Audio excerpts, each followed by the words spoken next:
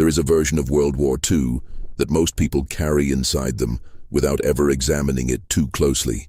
It is a version built from documentaries, memorial ceremonies, textbook photographs, and the particular way nations have chosen to remember what happened between 1939 and 1945. In that version, the lines are clear. The causes are understandable. The outcome feels, if not inevitable, then at least correct. Good prevailed. Evil was defeated. The machinery of civilization survived, damaged but functional, and the world rebuilt itself on the evidence of what total war had produced. That version is not false, but it is incomplete in ways that are not accidental. What was left out was not left out because it was irrelevant. It was left out because it was too consistent with the wrong conclusions.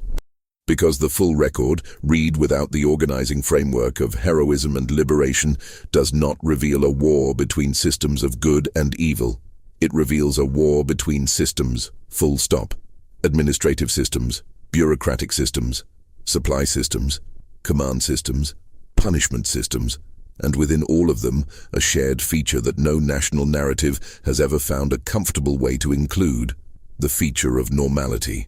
The most disturbing truth about World War II is not the scale of the killing. It is not the specific atrocities, each of which has its own literature and its own horror. It is that virtually none of it required monsters. It required paperwork. It required routine. It required the specific human capacity to separate the task in front of you from its consequences at a distance, and to complete the task correctly, on time, according to procedure, and go home. That is what this account is about. Not the exceptions. The rule.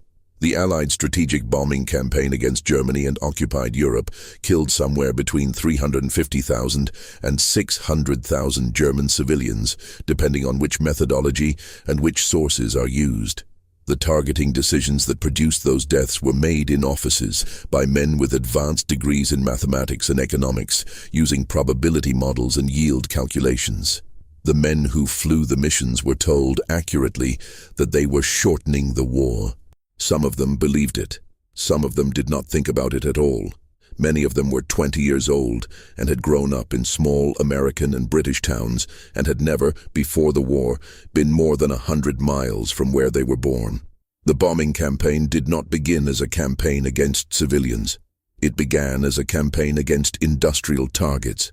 But precision bombing, at the altitude and speed required to keep aircraft alive over defended territory, was not precise. The technology of 1940, 1941, and 1942 could not reliably put a bomb within a quarter mile of its intended target. Studies conducted by the British Bombing Survey Unit, which analyzed aerial photographs taken before and after raids, found that in the early years of the campaign, fewer than a third of bombs dropped fell within 5 miles of their designated target. 5 miles, not 500 feet. 5 miles. This was known. It was documented. The information was classified, and its circulation was restricted, not because commanders were ashamed of it, but because it was considered a morale problem. Telling bomber crews that their bombs were missing their targets by distances measured in miles was not considered useful for operational effectiveness. So the information was managed. The decision that followed was not framed as a decision to bomb civilians. It was framed as a decision to shift to area bombing. The terminology is important. Area bombing meant targeting the areas in which industrial facilities were located. In practice, those areas were cities. Workers lived near factories. Warehouses were near rail yards. Rail yards were near residential neighborhoods. The logic was internally consistent. The result was that residential neighborhoods burned. Arthur Harris, who commanded RAF Bomber Command from 1942 onward, was explicit about what area bombing meant and what it was intended to achieve. He believed, and argued consistently, that the destruction of German cities, the killing of German workers, and the systematic elimination of the physical and social infrastructure of German urban life would break German civilian morale and end the war more quickly than any campaign against specific military targets. He was not a rogue officer advancing a private theory. He had institutional support, official sanction, and a command structure that provided him with the aircraft, the crews, the bombs, and the fuel to execute his strategy on an industrial scale. The men who flew for him were not told they were killing civilians. They were told they were destroying war-making capacity. Both statements were true. Neither statement was the complete picture. On the night of July 24, 1943, the RAF launched Operation Gomorrah against Hamburg. Over the next 10 days, British and American aircraft flew a series of raids that collectively dropped approximately 9,000 tons of bombs on the city. The combination of incendiary and high-explosive ordnance, combined with specific atmospheric conditions, produced a firestorm. The term firestorm is a technical description of a specific meteorological event in which fire generates its own wind system, drawing oxygen inward toward the center of the blaze and producing temperatures that can exceed 1,500 degrees Fahrenheit at the fire's core. Inside the Hamburg firestorm, asphalt melted. People who ran into the streets were caught in liquid tar. People who sheltered in basements died from carbon monoxide poisoning as the fires consumed the available oxygen in enclosed spaces. Trees were uprooted not by blast, but by the inward wind the fire created. Between 34,000 and 40,000 people died. The figure is uncertain because the administrative records of the city were disrupted by the raids themselves, and because some of the dead were never found in forms that permitted identification. The raids were considered a significant operational success. The Air Ministry reports noted the destruction of dock facilities, industrial plants, and transportation infrastructure. The civilian death toll was recorded, filed, and not widely discussed. This was not a secret covered up by a single decision made by a single person. It was a reality managed by institutional habit, the habit of framing information in ways that emphasized operational objectives. The habit of measuring success in tonnage and target destruction rather than in the categories that would have made the full picture uncomfortable. The habit of distributing responsibility across enough levels of hierarchy that no individual point of the chain felt the full weight of what the chain was producing. That habit was not unique to the Allied air campaign. It was the structural feature of every major military and governmental institution involved in the war, on every side, in every theater. The German military had its own version of the same institutional logic. The Einsatzgruppen, the mobile killing units that followed the Wehrmacht into the Soviet Union beginning in June 1941, operated on orders, with schedules, with reporting requirements, and with bureaucratic structures that would have been recognizable in any large organization. They submitted daily reports. They tallied their totals. The reports moved up the chain of command and were filed. The filing system was organized and maintained by people whose job was to keep the filing system organized and maintained.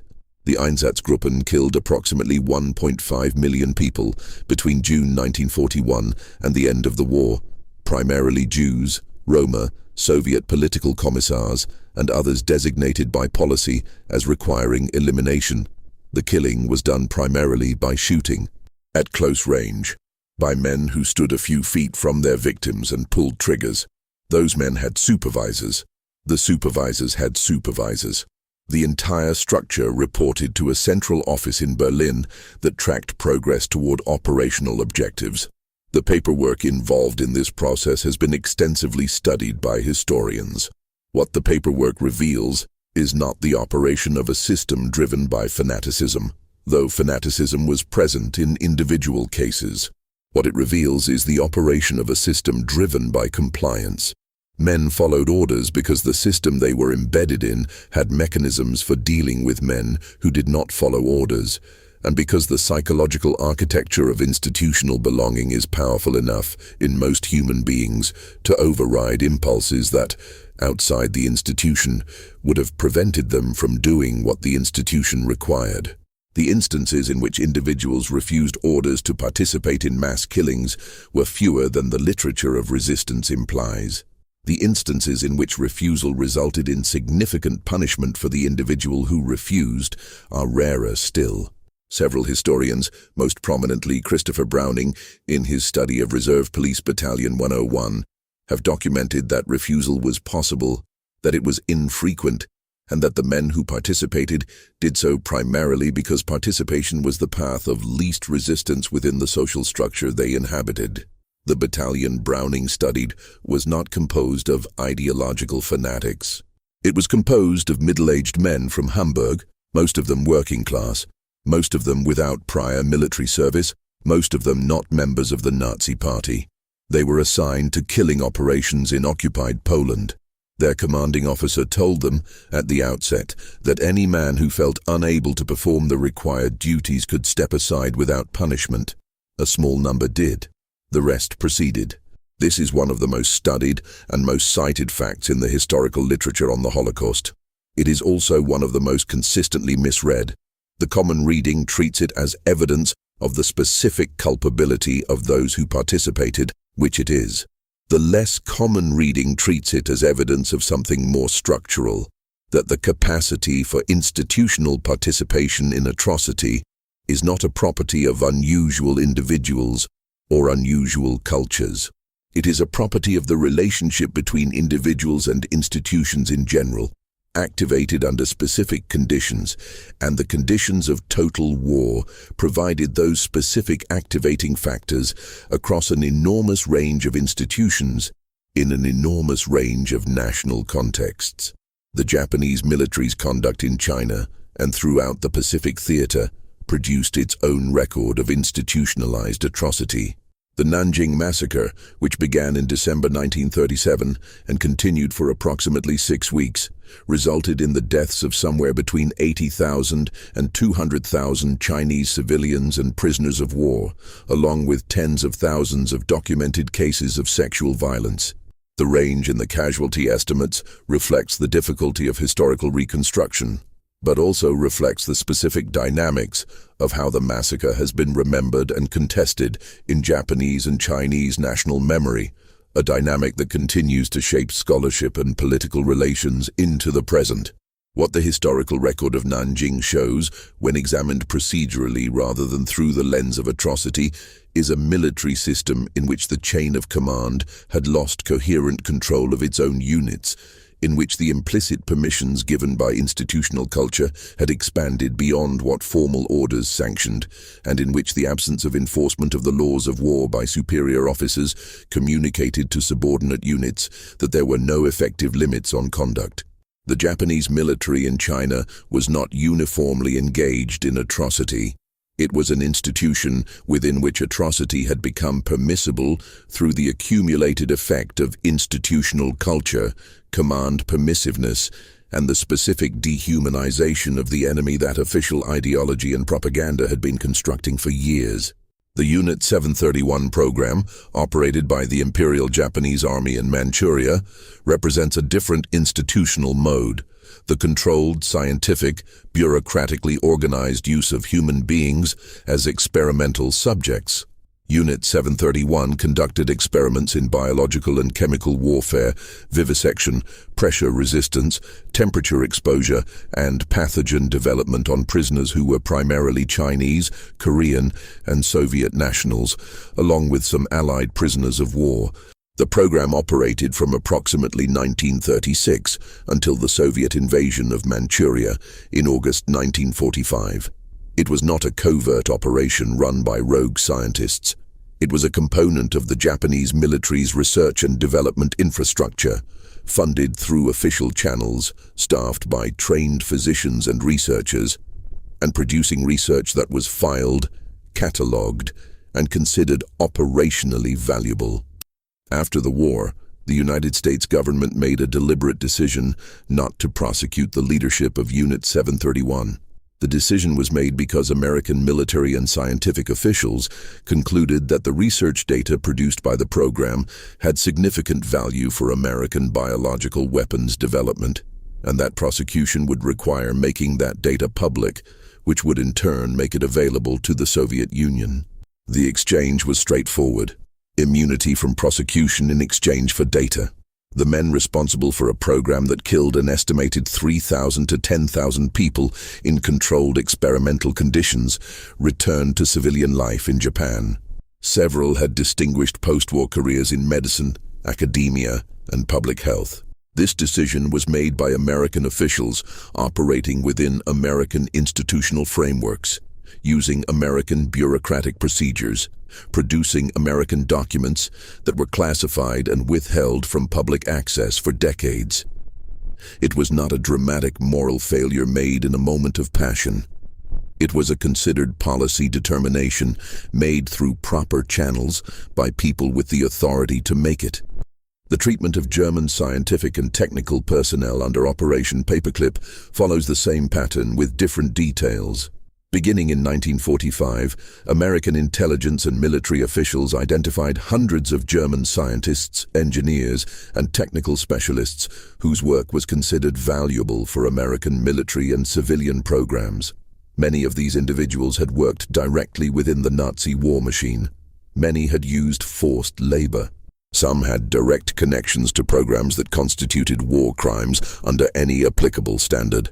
The decision to recruit them, grant them American visas, establish them in American research facilities, and in many cases provide them with American citizenship was made over the documented objections of the State Department, the Justice Department, and the Joint Chiefs of Staff ethics reviewers who raised concerns about the backgrounds of specific individuals.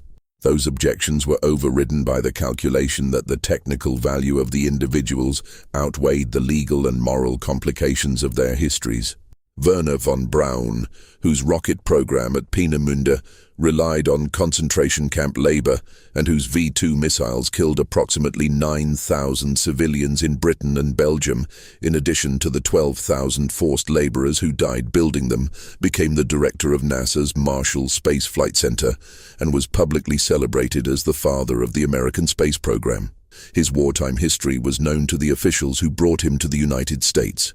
It was managed, not hidden, by which is meant that it was known within the relevant institutional channels, and the decision was made that it did not constitute an obstacle to his employment. The forced labor system that made programs like von Braun's possible was one of the largest and most extensively documented systems of human exploitation in modern history. At its peak in 1944, the German war economy was being maintained by approximately 8 million foreign forced laborers drawn from occupied territories across Europe. The system had a formal administrative structure with a dedicated oversight office, the Reich Ministry of Labor and its associated agencies that managed the recruitment, transportation, classification, housing, feeding, and deployment of this workforce.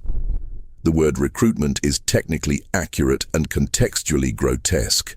In the occupied Soviet Union, Poland, and other Eastern territories, the process designated as recruitment involved SS and police units entering villages, conducting roundups, and loading people onto trains. In Western European countries, it involved labor conscription laws promulgated by the occupation authorities. In concentration camps, it involved the allocation of prisoners to private industrial firms that paid the SS a daily rate per worker and managed the workers themselves, responsible for their output but bearing no legal obligation for their survival. The firms involved were not marginal enterprises.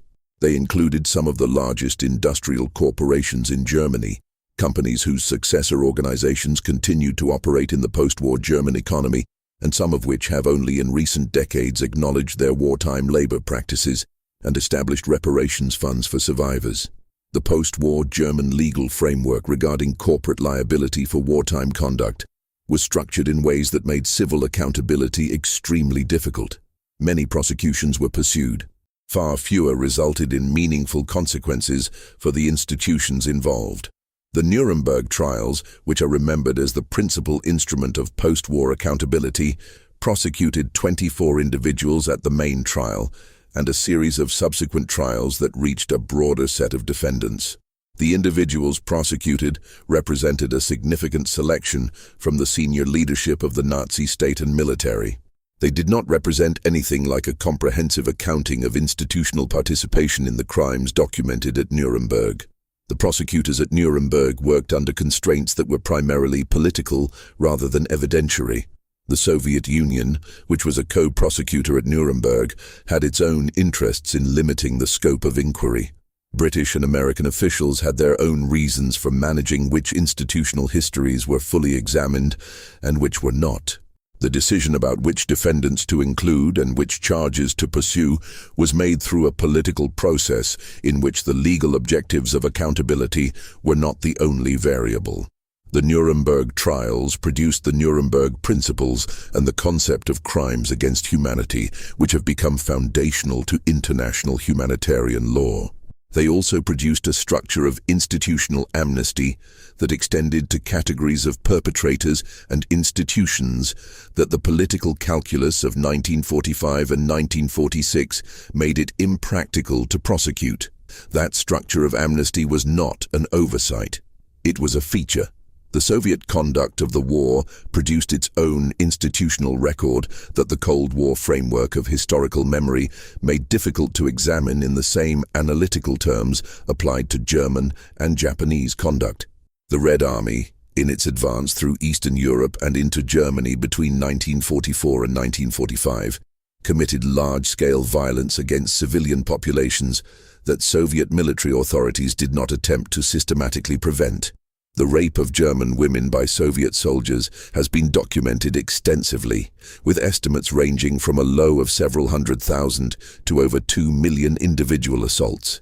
The figures are imprecise, because the documentation of these events was itself a problem the Soviet authorities chose not to create. The Soviet system's approach to German civilians in the occupied territories was shaped by years of official propaganda that had depicted Germans collectively as enemies to be destroyed, by the lived experience of Soviet soldiers who had witnessed or personally suffered the destruction visited on the Soviet Union by the German invasion, and by an institutional structure in which the protection of enemy civilians was not a priority enforced by command. Officers who were aware of what their men were doing largely permitted it. The institutional permission was communicated not by order, but by silence, which in a hierarchical military structure functions as the same thing.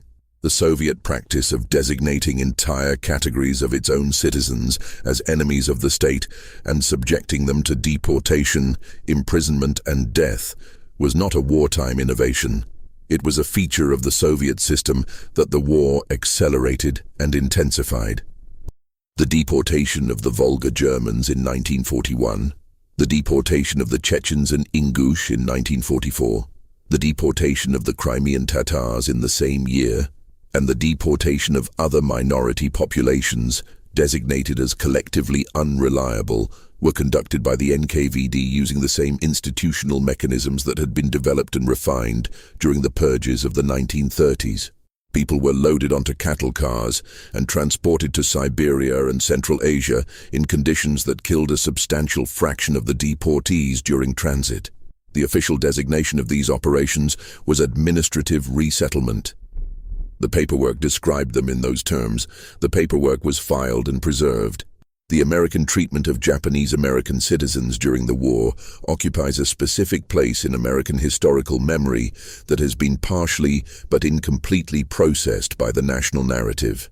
Executive Order 9266, signed by Franklin Roosevelt in February 1942, authorized the exclusion of persons from designated military areas without any requirement for individual determination of threat or any formal charge.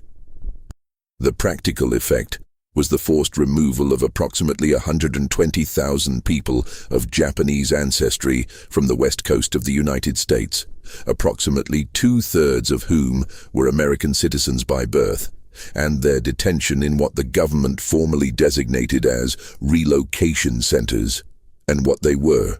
The legal framework that permitted this was validated by the Supreme Court in Korematsu v. United States in 1944. The decision held that the exclusion order was constitutional given the military necessity of the situation. The dissenting opinions filed by Justices Murphy, Roberts, and Jackson described the majority decision as a legalization of racism and a capitulation to military hysteria.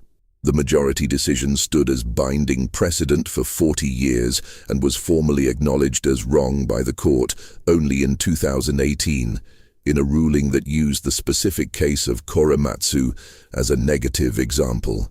The Internal War Department and State Department documents produced during the period of the exclusion order's implementation show that military and civilian officials were aware, in real time, that the intelligence basis for the mass exclusion was thin.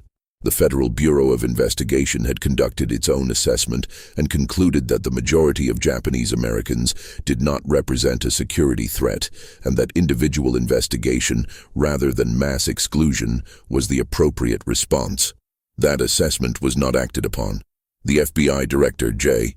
Edgar Hoover, who was not generally known for restraint in matters of perceived national security threat, filed a memorandum opposing the mass exclusion on the grounds that it was not justified by the available intelligence. The memorandum was overridden. The people who implemented the exclusion order were not operating outside the law as it then existed. They were operating within it. The law, as interpreted by the Supreme Court, permitted what they were doing. The fact that the law permitted it, and the fact that the law, as applied, reflected the racial categories that structured American society and American politics in 1942, were understood by at least some of the officials involved. The understanding did not change the outcome. The food supply decisions made by the British administration in Bengal in 1943 resulted in a famine that killed between 2 and 3 million people.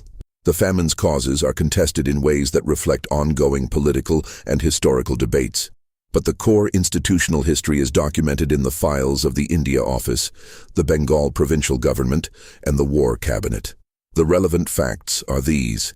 A significant rice shortage developed in Bengal following a cyclone that damaged the harvest, and a policy of denial in coastal areas intended to prevent Japanese forces from using food supplies in the event of an invasion.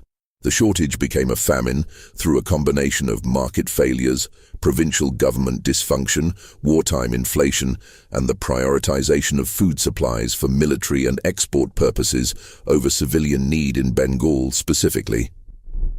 Winston Churchill's War Cabinet received reports on the developing famine. Churchill's personal hostility to Indian independence and his documented contempt for Indian people as a population are present in the record of War Cabinet discussions about the famine. The decision not to divert shipping to bring relief grain to Bengal was made in this context. It was a decision made by people with the authority to make it using established procedures within the framework of wartime resource allocation policy. The people of Bengal who died were not designated as enemies. They were subjects of the British Crown. The administrative system that managed their deaths was the same administrative system that was simultaneously presenting itself to the world as the institutional representative of civilization against barbarism. The prisoner of war record of the Pacific Theater reflects a systematic pattern of institutional decision-making that resulted in mortality rates among Allied prisoners in Japanese captivity that were approximately 7 times higher than the mortality rates among Allied prisoners in German captivity. The difference was not primarily a result of individual cruelty, though individual cruelty was extensively documented. It was a result of institutional policies that classified the treatment of prisoners of war as a low priority in the Japanese military's resource allocation decisions, that designated surrender as a form of social death, making the prisoner less than human in a formal institutional sense, and that distributed responsibility for prisoner welfare so diffusely through the administrative structure that no individual point of the chain was required to take responsibility for the aggregate outcome. The mortality rates on specific projects, such as the construction of the Burma-Thailand Railway using Allied and Asian forced labor, reached levels that would have been considered catastrophic in any context not structured by the specific combination of military necessity justification and institutional permission for violence that characterized the Japanese administration of the project. The railway was completed. The operational objective was achieved. The 12,000 Allied prisoners and between 80,000 and 100,000 Asian laborers who died in its construction were recorded in administrative documents using the terminology of labor attrition. The German military's treatment of Soviet prisoners of war represents one of the most catastrophic institutional decisions of the entire war. Between June 1941 and the end of the war, approximately 5.7 million Soviet soldiers were captured by German forces. Of these, approximately 3.3 million died in German captivity, a mortality rate of approximately 57%. The majority of these deaths occurred in the first year of the campaign, before systematic killing programs had been formally implemented through starvation, exposure, and disease in open-air holding facilities that had been designed for tens of thousands of prisoners and were receiving millions. The decision not to provide adequate food, shelter, or medical care to Soviet prisoners was not an operational oversight. It was a consequence of explicit policy decisions made at the highest levels of the Wehrmacht and the German civilian administration. Soviet prisoners were explicitly excluded from the protections of the Geneva Convention by a determination made before the invasion that the Soviet Union was not a party to the convention in the relevant sense, a determination that was legally questionable and was made for operational rather than legal reasons. The exclusion provided the institutional permission for what followed. The Wehrmacht's logistical planning for Operation Barbarossa, the invasion of the Soviet Union, had not included provision for the management of prisoner populations at the scale that the invasion's initial success produced. The failure to plan for prisoners was not accidental. It reflected the German military's expectation that the Soviet Union would collapse within weeks, and it reflected the broader ideological framework within which the war in the East was being conducted, a framework in which Soviet soldiers and Soviet civilians were not accorded the institutional status that would have generated planning obligations. The starvation of Soviet prisoners in the first winter of the war was thus the product of several institutional factors operating simultaneously: the failure of planning, the explicit legal exclusion from protective frameworks, the ideological framework that did not generate obligation, and the specific wartime pressures that caused German military administrators to allocate scarce resources to German military needs rather than prisoner needs when forced to choose. None of these factors required extraordinary acts of personal cruelty to produce the outcome they produced. They required the ordinary functioning of an institutional system whose design parameters included Soviet prisoners as a low-priority variable. The network of concentration camps operated by the SS within the German system was an institution in the full, administrative sense of the word. It had a central administrative office, the SS WWII, the SS Business Administration Main Office, which managed camp populations, labor allocation, physical facilities, supply procurement, and financial accounting. The camps submitted regular reports. The reports were compiled into aggregate statistics. The statistics were analyzed and used for planning purposes. The entire apparatus functioned with the bureaucratic regularity of any large administrative enterprise. The evolution of the camp system from a network of political detention facilities in the early 1930s to the industrialized killing centers that the eastern camps represented by 1942 and 1943 was not a single decision, but a series of institutional adaptations. Each adaptation was made in response to a specific operational problem. The original camps were created to detain political opponents of the Nazi regime. The expansion of the camp system followed the expansion of the territory and populations under German control. The introduction of systematic killing was a response to the specific problem of what to do with populations that the German administrative system had designated as requiring elimination, but for which shooting in the field had proven logistically inadequate as a method. The gas chamber was, in this institutional context, a logistical solution to a logistics problem. The problem was the disposal of large numbers of human beings. The solution was a method that required fewer personnel than shooting, could be operated on a larger scale, was more easily concealed from the surrounding population, and produced results that could be processed efficiently.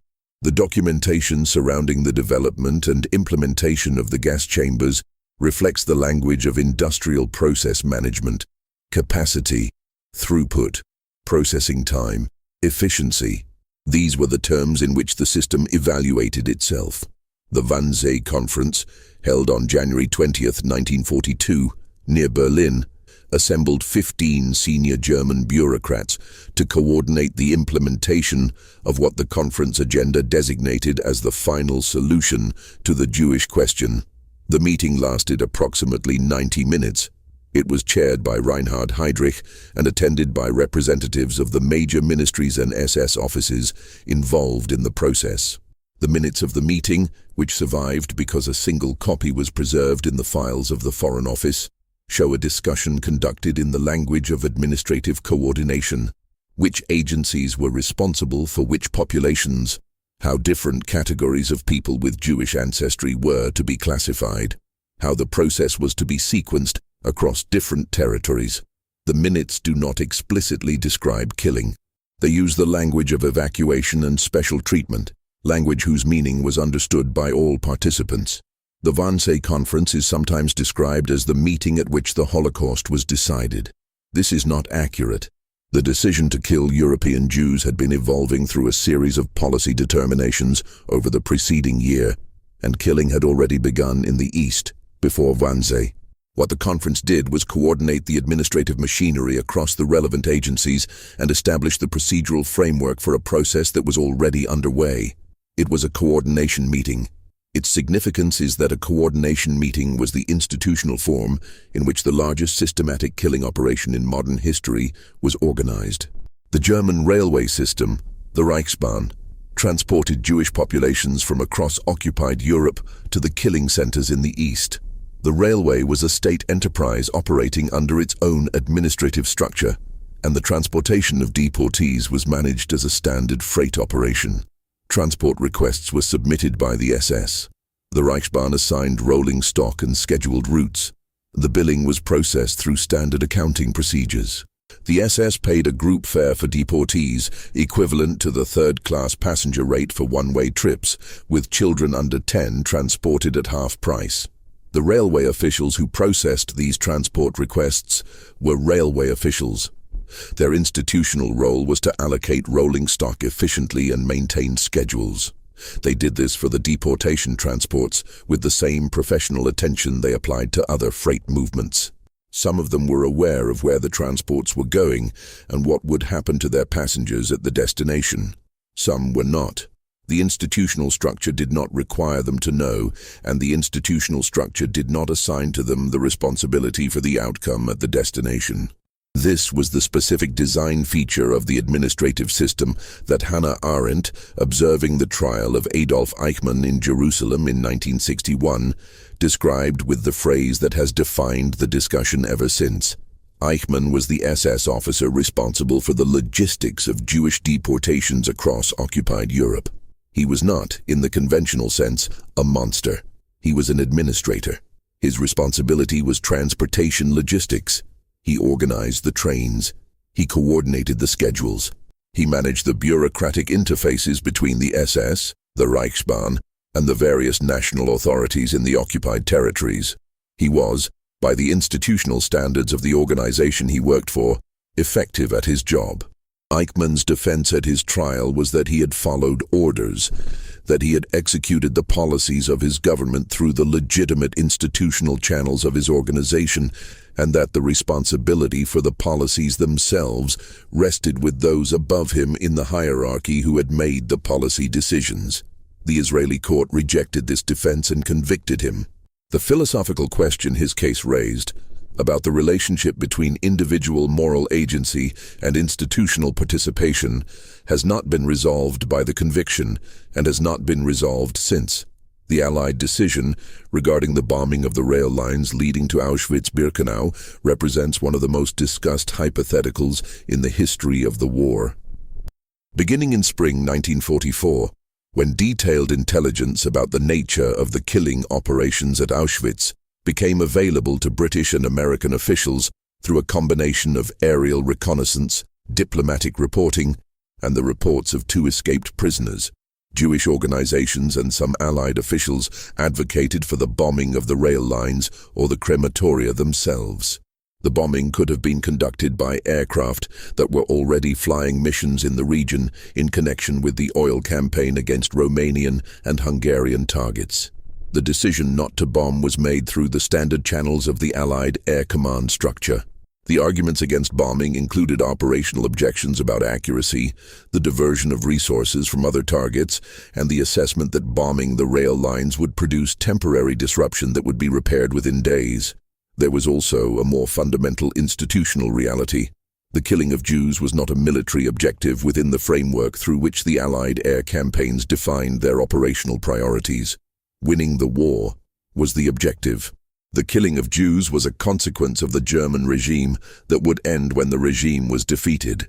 Interrupting the killing as a specific operational priority would have required treating it as a military objective of independent value, and the institutional framework did not assign it that value. This was a bureaucratic categorization. It was also a decision about what the war was for. The liberation of the concentration camps by Allied forces in spring 1945 produced a documentary record that became central to the post-war understanding of the war's meaning. The photographs taken by Allied military photographers at Buchenwald, Bergen-Belsen, Dachau, and other camps were published in American and British newspapers and contributed directly to the construction of the narrative in which the Allied cause was validated by the horror of what it had defeated. The photographs were not staged, but their selection and publication was managed by military public affairs offices that made decisions about what to show and how to present it. Eisenhower ordered American units to document what they found at the camps and required American soldiers to tour the facilities so that they could not later claim ignorance of what had occurred. He also invited members of Congress and delegations of journalists and dignitaries to visit. This was an institutional decision about the management of historical evidence made in anticipation of the post-war period and the possibility that the reality of the camps might later be denied or minimized. The decision was correct in its objectives and consequential in its effects. What the liberation narrative did not include, and was not designed to include, was the relationship between the camps and the industrial and governmental institutions that had sustained them. The men in the camp's administration who were not present at the liberation sites, who had already fled or blended back into German civilian life, were not in the photographs. The corporate executives whose firms had profited from camp labor were not in the photographs. The civil servants who had signed the forms were not in the photographs. The photographs showed the effect.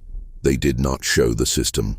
The denazification process implemented by the Western Allied occupying powers in Germany between 1945 and 1951 was designed to remove former Nazis from positions of influence in German public life and to establish a framework of accountability for participation in the Nazi regime.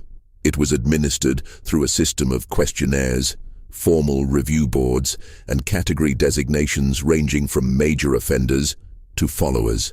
The process reviewed millions of cases. By the early 1950s, the denazification process had effectively been wound down. The pressures of the Cold War, the practical impossibility of administering a process of this scale with rigor across a population of tens of millions, the economic need to staff a functioning German state and economy with people who had institutional knowledge and training, and the political judgments of German and Allied officials about what the process was actually capable of achieving, all contributed to its termination. The result was that the West German state and economy were substantially staffed by people who had held positions in the Nazi state and economy. This was not a secret.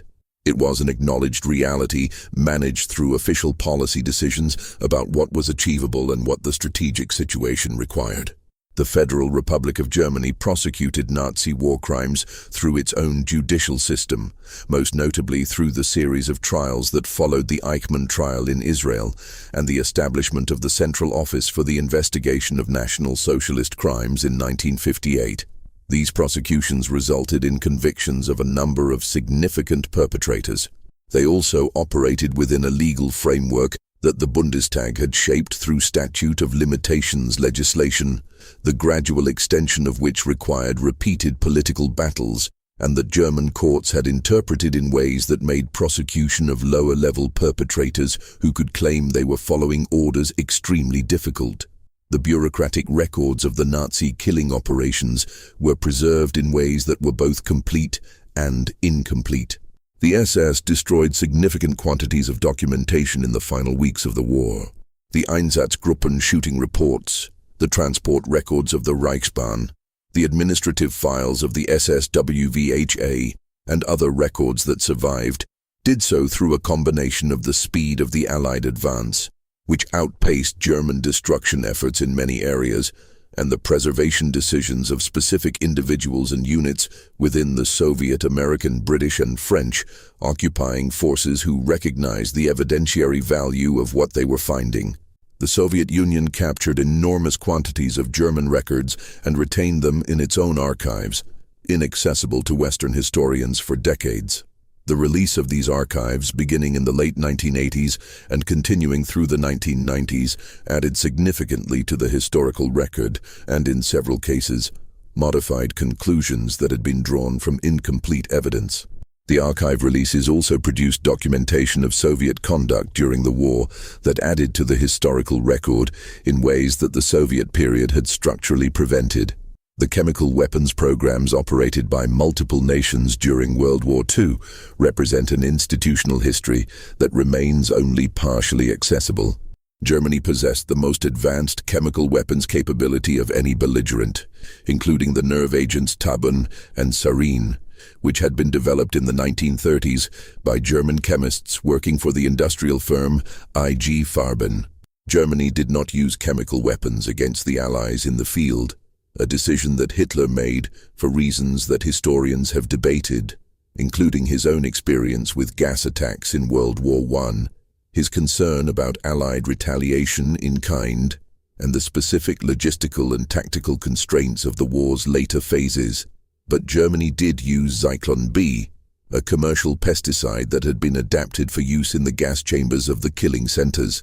Zyklon B was manufactured by a commercial firm, De Gesch, which was partially owned by IG Farben.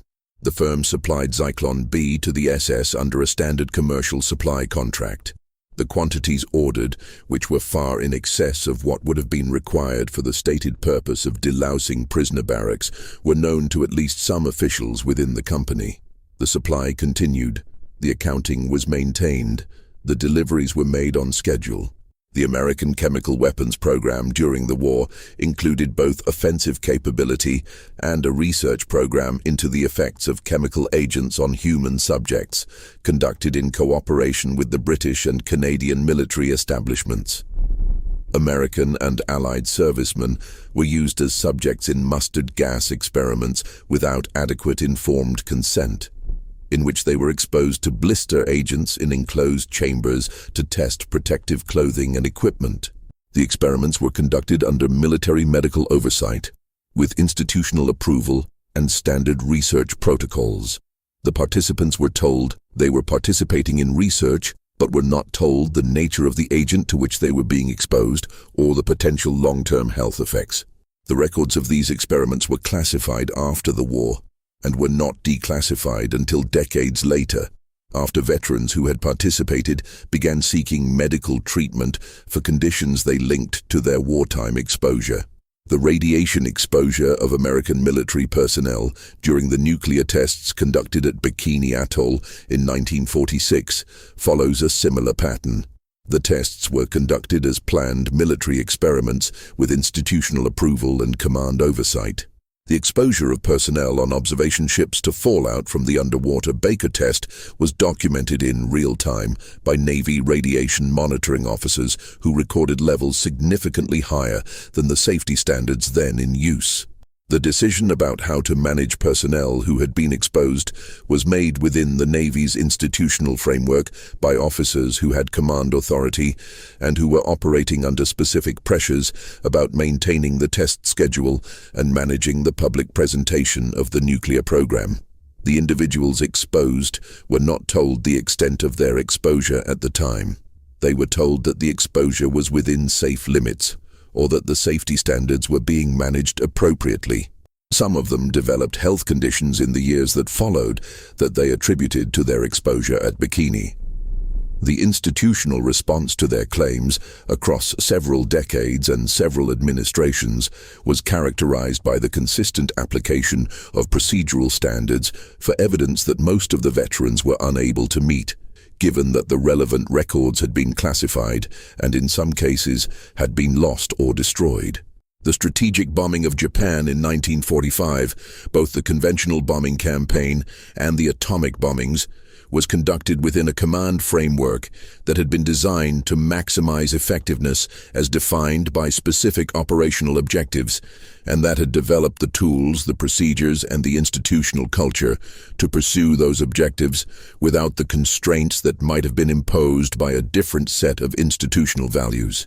The firebombing of Tokyo on the night of March 9th and 10th, 1945, was the single most destructive air raid in history by the measure of lives lost in a single night.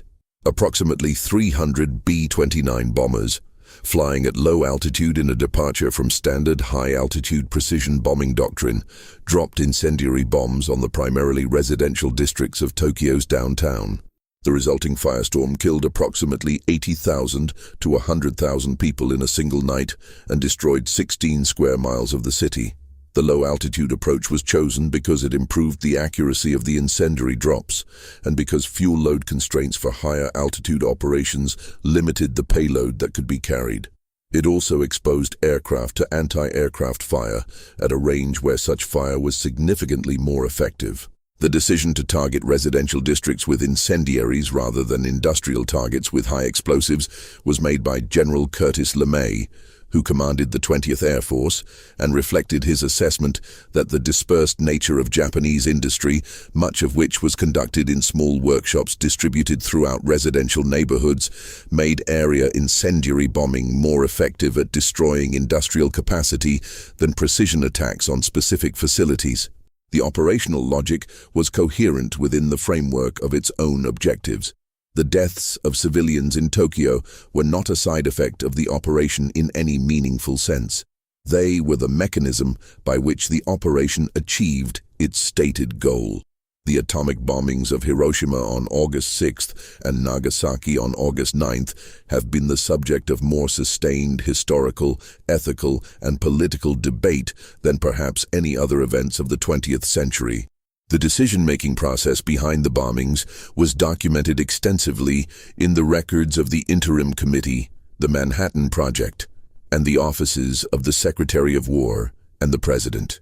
Those records show a decision-making process that was shaped by multiple considerations: the anticipated cost in American and Japanese lives of an invasion of the Japanese home islands, the desire to end the war before the Soviet Union could establish a dominant position in the occupation of Japan, the demonstration value of the weapon for the post-war strategic landscape, and the specific institutional momentum of a program that had cost $2 billion in 3 years and had produced a weapon that the scientists and commanders involved expected to be used.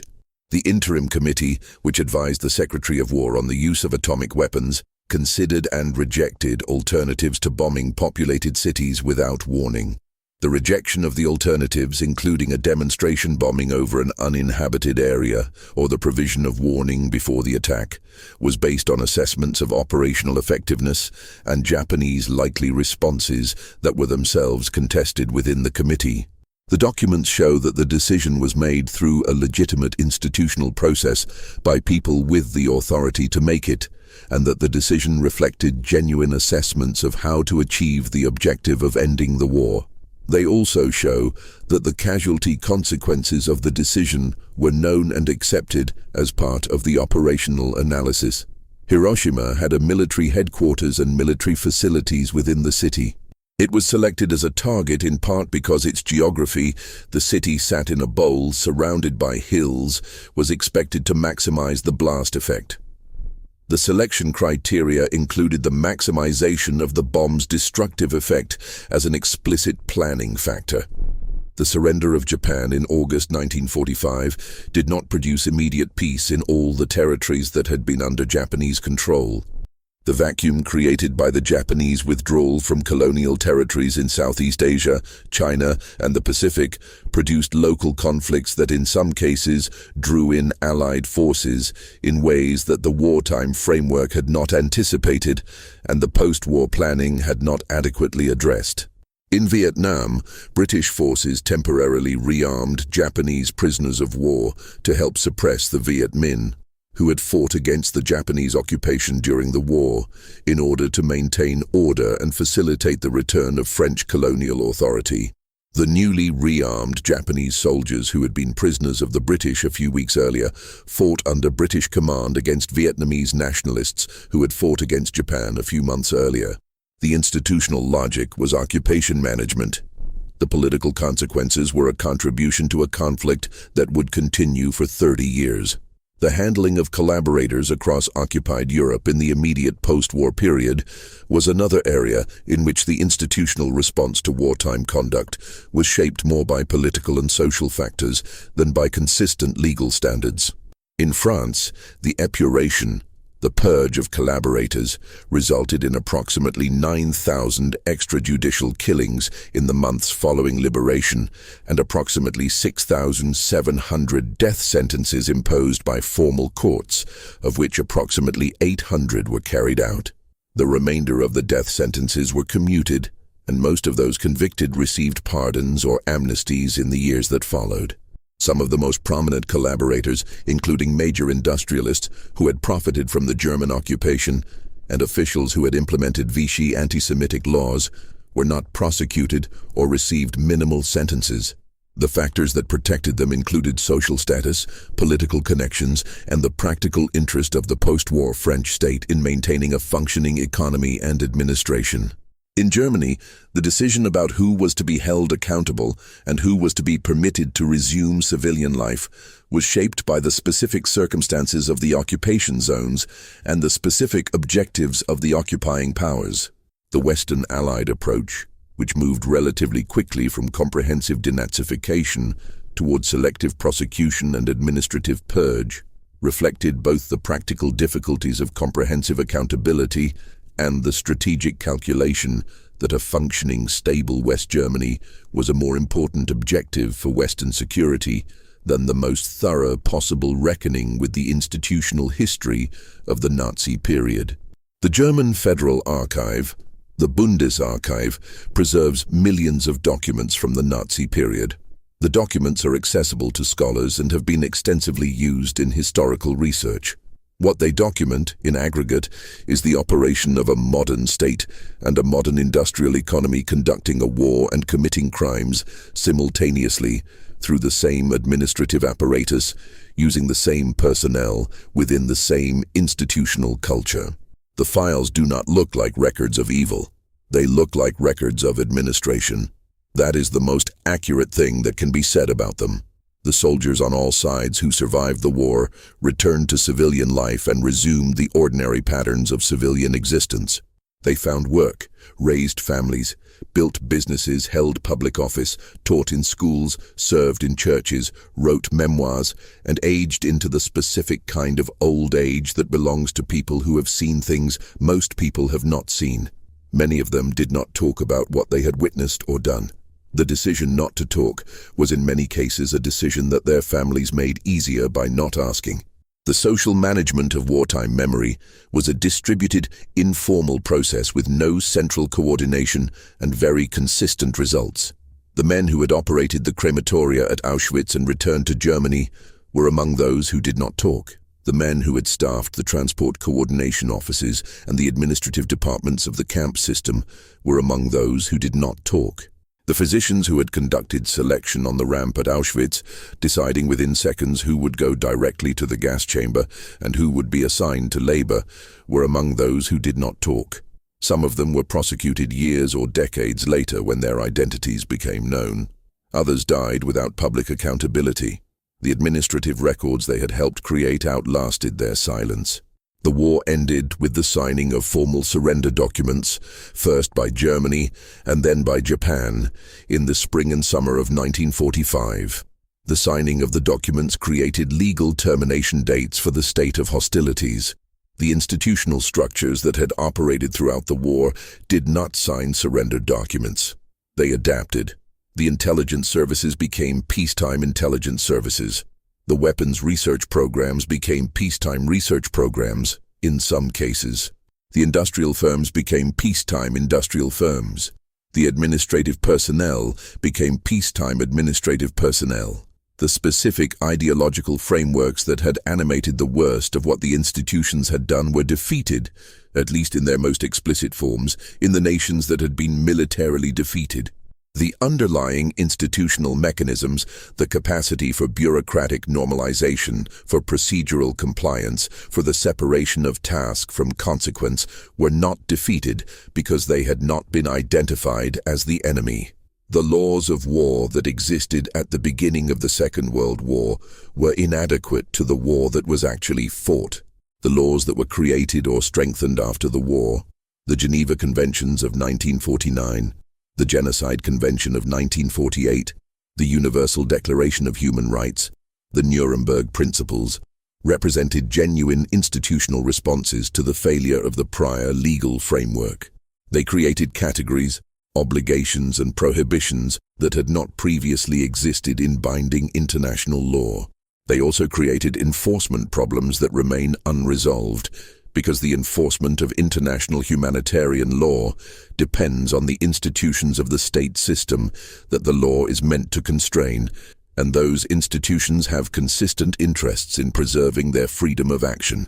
The territories liberated from German and Japanese occupation in 1945 did not uniformly emerge into peace. The partition of Korea in 1945, along the 38th parallel as a temporary administrative division between Soviet and American occupation zones, became permanent through the specific institutional failures of the occupation period and the specific political decisions made by the governments that emerged in each zone. The Korean War began in 1950. The partition continues. The partition of British India in 1947 between India and Pakistan was implemented by a colonial administrative apparatus departing under time pressure, with boundary commissions that had insufficient information and insufficient time to draw lines that would be defensible on the ground. The partition produced one of the largest forced population transfers in history, accompanied by communal violence that killed between 200,000 and 2 million people, depending on which estimates are used, across the territory of the former British Indian Empire. The colonial administrators who made the partition decisions were not present for the consequences. The decolonization of European colonial empires in Asia and Africa in the decades following the war was in many cases violent, protracted, and shaped by the specific institutional legacies of the colonial administrative systems that the colonial powers had built over the preceding century. The wars that accompanied decolonization in Indochina, Algeria, Kenya, Malaya, Indonesia, and elsewhere each had their own specific histories, but they shared structural features that connected them to the wartime period. The use of institutional violence by state and parastate actors against civilian populations, the management of information about that violence by the institutions conducting it, and the persistence of the administrative frameworks of control even as the political framework of colonialism was being dismantled. The Cold War that structured international relations from 1947 through 1991 was fought in part through proxy wars and interventions that used the institutional tools and the institutional personnel developed during the Second World War. The CIA, established in 1947, partly through the integration of former OSS personnel and partly through the absorption of specific former German intelligence assets under programs authorized at high levels of the American government, conducted operations in the 1950s, 1960s, 1970s, and 1980s that resulted in the deaths of civilians in numbers that were documented within the agency and not made public. The operations were authorized through institutional channels. The authorizations were classified. The outcomes were not reported to the public or, in many cases, to the legislative oversight bodies that were nominally responsible for oversight of the intelligence community. The nuclear arsenals built by the United States and the Soviet Union after 1945 were built by the same institutional processes that had built the weapons used in the war. The weapons scientists who worked on American thermonuclear weapons in the 1950s included people who had worked on the Manhattan Project. The targeting doctrine that governed how American nuclear weapons would be used in the event of war with the Soviet Union was developed by strategic planners who had worked on the strategic bombing campaigns against Germany and Japan. The lessons they took from the wartime bombing experience shaped the doctrine that planned for attacks on Soviet cities with weapons thousands of times more powerful than the bombs dropped on Hiroshima and Nagasaki. The war ended. The institutional knowledge it produced, the techniques for the management of large-scale killing, the administrative frameworks for the control of populations, the specific expertise in the targeting of civilians as a strategic instrument, the operational experience in the normalization of procedures that would have been unthinkable before the institutional frameworks that made them thinkable were constructed, none of this ended. It was transferred, adapted, reclassified, and filed. The filing systems in which it is preserved are maintained by institutions that continue to operate, that continue to make decisions through procedures that distribute responsibility across hierarchies, that continue to separate the task from its consequences, and that continue to function with the specific kind of institutional efficiency that the 20th century spent 6 years demonstrating could be turned, with relatively modest adjustments to its operating parameters, toward any objective its directing authorities chose to assign to it. The last surviving veterans of the Second World War are now in their late 90s and early hundreds. The institutions that the war created, transformed, or validated are functioning today. The documentation that the war produced is in archives in Washington, London, Berlin, Moscow, Tokyo, Jerusalem, Warsaw, and dozens of other cities, available to those who know where to look and how to read what they find. The war has been over for 80 years. The systems through which it was conducted have not been over for a single day.